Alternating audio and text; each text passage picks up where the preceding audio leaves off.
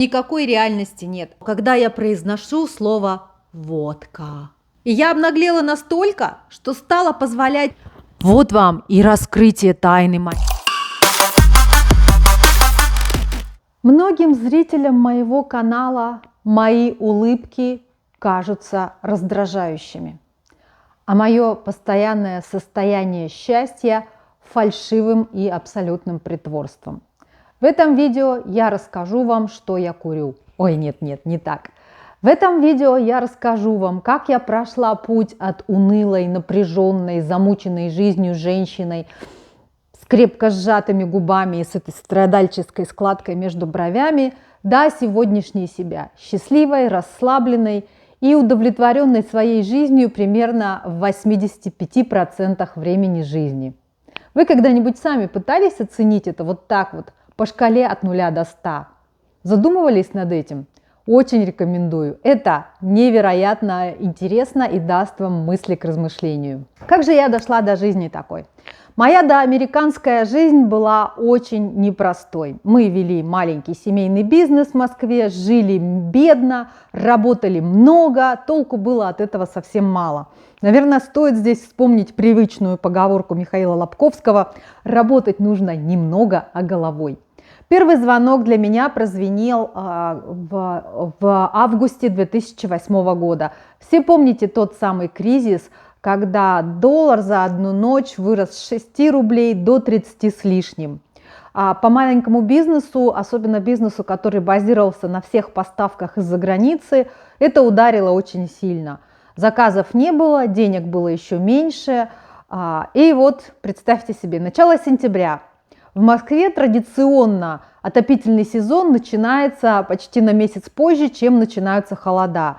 То есть мало того, что это вот безденежье, безнадега, еще и холодно. Мы все сидим дома, потому что делать нечего. Дочка маленькая пришла со школы, кто-то читает, кто-то смотрит телевизор. У меня тогда в руках оказалась книга Ричарда Баха, которая называется «Иллюзии». Читали наверняка ее, слышали как минимум о ней, я уверена. И от нечего делать я решила попробовать то, о чем писал Ричард Бах, то, что в сегодняшнее наше время называется визуализацией желаний. Тогда это для меня было очень ново и революционно, сама идея, где автор советовал представить то, чего ты хочешь, настолько зримо, ощутимо и явно, и взаимодействовать с этим желаемым так, как будто оно уже есть в твоей жизни. Мне на тот момент жутко нужны были $100. Да, сегодня $100 и тогда $100. Это примерно как сегодня миллион, наверное, для меня. Дочери в ее первом классе требовались жалюзи, и с нас их трясли просто немилосердно, где хотите, там и берите. И я решила попробовать. Терять-то нечего, делать все равно нечего. И я представляла себе, как я перебираю в руках эти купюры, как я чувствую их на ощупь, и как я их пересчитываю и отсчитываю, 20-долларовые купюры, и в итоге у меня получается их 100 в руках. В этот же вечер по окончании рабочего дня я традиционно обзванивала всех задолжников, всех клиентов, которые нам не платили в силу кризиса. И один из них дал отмашку и сказал: можно приезжать, деньги прямо сейчас есть в кассе. И вот я еду обратно домой в метро, не смейтесь только, я пересчитывала их в метро. И я ощущаю те самые купюры тем же самым номиналом, с тем же самым ощущением, как в моем воображении, и их ровно 100. Да-да-да, сейчас вы все засмеетесь и поймете, что я совершила ту же самую ошибку, что большинство начинающих, надо было загадывать больше. Но кто же знал тогда? Это было первое озарение, когда я поняла, что никакой реальности не существует, кроме моего представления о ней.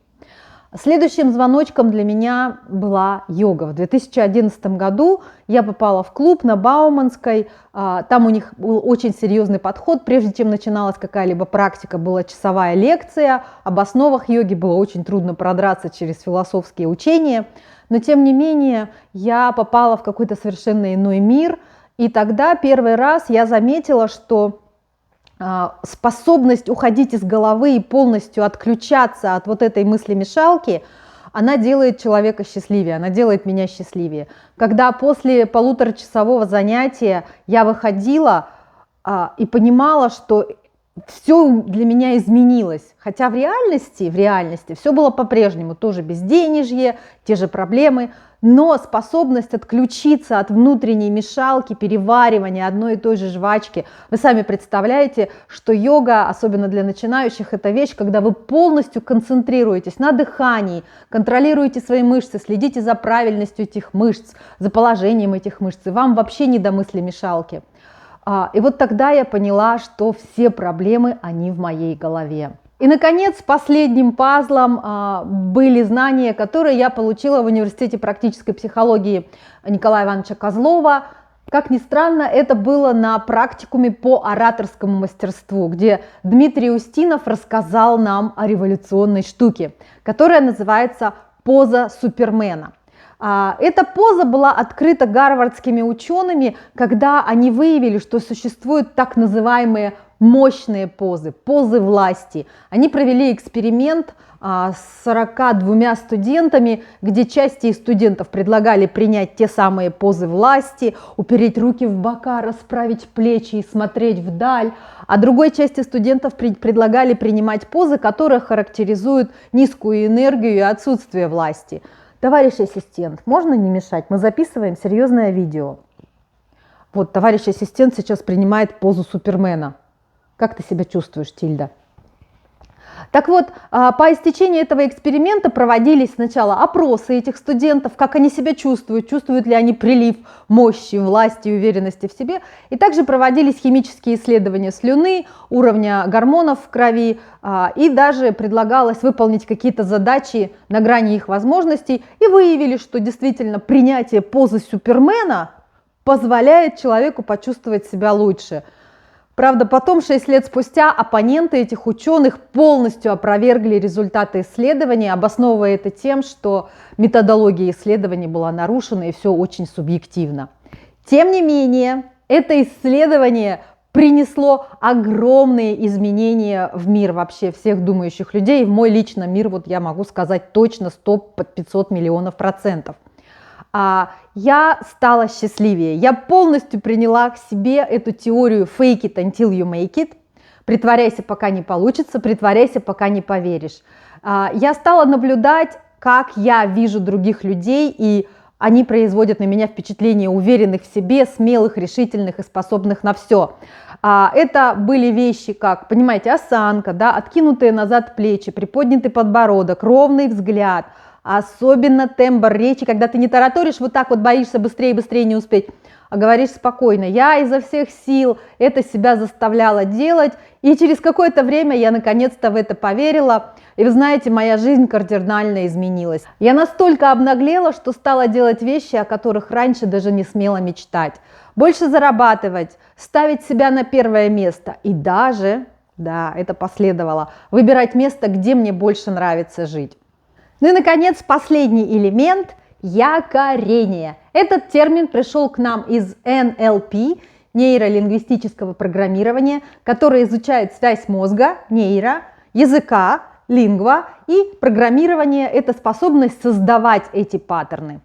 Якорение – это процесс, когда один элемент воссоздает всю гамму каких-то переживаний и связанными с ним эмоций, чувств, физиологических реакций. На самом деле якорение происходит с нами в обычной жизни, но оно в основном происходит на подсознании и нами не осознается. Хотите пример? Отлично. Смотрите, что вам первым приходит в голову, когда я произношу слово «водка». Кому-то сейчас захорошело, стало расслаблено, спокойно, бесстрессово. Это, возможно, те люди, кто ездит на рыбалку или на охоту и там в компании друзей принимает этот крепкий напиток. Для них водка – это один из элементов приятного времяпрепровождения. Кто-то содрогнулся и почувствовал комок в желудке. Например, те, кто, как я, когда-то первый раз попробовал алкоголь именно в форме этого жгучего русского напитка, и ему было дико плохо в течение нескольких последующих дней. Опять же, видите, один маленький элемент триггернул восприятие всего остального. У кого-то, возможно, заболело сердце. Знаете, часто люди, когда они расстаются, у них разбитое сердце, они прибегают к алкоголю. А кому-то, возможно, вообще стало сейчас очень страшно и захотелось забиться куда-нибудь за диван. А в семьях алкоголиков слово «водка» может именно такую ассоциацию у людей вызывать. Видите, как это работает? Тем более важно понять, как работает этот процесс, научиться его использовать на благо самого себя. Как видите, все эти вещи я изучила не только в теории, но и на практике. И если вам интересно научиться делать это самим и увеличивать свой уровень счастья, то добро пожаловать ко мне на консультацию. Теперь я абсолютно дипломированный коуч, сертифицированный по всем международным стандартам, и абсолютно рада буду вас проконсультировать. Записаться на консультацию можно по ссылке в описании. Так вот, как у меня все это завязалось в одну большую красивую кучку. Когда я переезжала в США, несмотря на то, что время было очень стрессовое и было очень много переживаний, тем не менее это было наисчастливейшее время в моей жизни, вот те самые несколько недель после переезда. Я ходила просто в каком-то мороке, такая вся, неужели это случилось, неужели я смогла, и все вот это вот. И все окружающие люди мне улыбались. Ну, вы сами знаете, эти стереотипы про бесконечные американские улыбки, они совсем не стереотипы, а чистая правда. И я улыбалась им в ответ. И так у меня сложился якорь. Я счастлива, я улыбаюсь. Оно, кстати, работает в обратную сторону. Когда я улыбаюсь, я счастлива. Я становлюсь еще счастливее. Понимаете теперь? Все мои улыбки, бесконечные улыбки, которые так раздражают некоторых зрителей, они для меня простой способ, совершенно бесплатный, быстрый, не энергозатратный, увеличить собственный уровень счастья, поднять собственную энергию, потому что всем зрителям гораздо больше нравится энергичная голова, говорящая на фоне, чем какое-то унылое эго. И вы знаете, я твердо верю, что кому-то из вас моя улыбка придает бодрости тоже и помогает двигаться дальше, помогает сбросить со своих плеч какой-нибудь груз каких-то там сложных размышлений и увидеть будущее в гораздо лучшем свете. Напоследок вам еще один интересный факт. Ученые установили, что для того, чтобы нахмуриться и сделать злобное лицо, нужно задействовать 71 мышцу, а для того, чтобы улыбнуться, всего 14. Так что, видите, улыбаясь, мы с вами сохраняем физическую энергию для того, чтобы использовать ее для чего-нибудь другого. Полы, например, пойти помыть. Ну вот вам совершенно бесплатный, быстрый, простой способ увеличивать свой уровень счастья. И если культивировать эту привычку на протяжении нескольких недель, я уверена, она у вас встроится, и потом вы сможете легко приводить себя в приподнятое настроение, просто начав себе улыбаться. Ставьте лайк, если вы с этим согласны, что улыбка улучшает жизнь. Ставьте дизлайк, если вы по-прежнему думаете, что без причины улыбаются только дураки. С вами была Таня Генерал и канал о переменах и разных трансформациях в жизни, который по-прежнему переживает трансформации и еще не решил, в какую сторону он пойдет. Но тем не менее, я вам бесконечно благодарна, что вы терпите наши эксперименты, что вы смотрите мои видео, реагируете на них, рассказываете, что вам интересно и в какую бы сторону вы хотели меня еще повернуть. Не забывайте подписаться.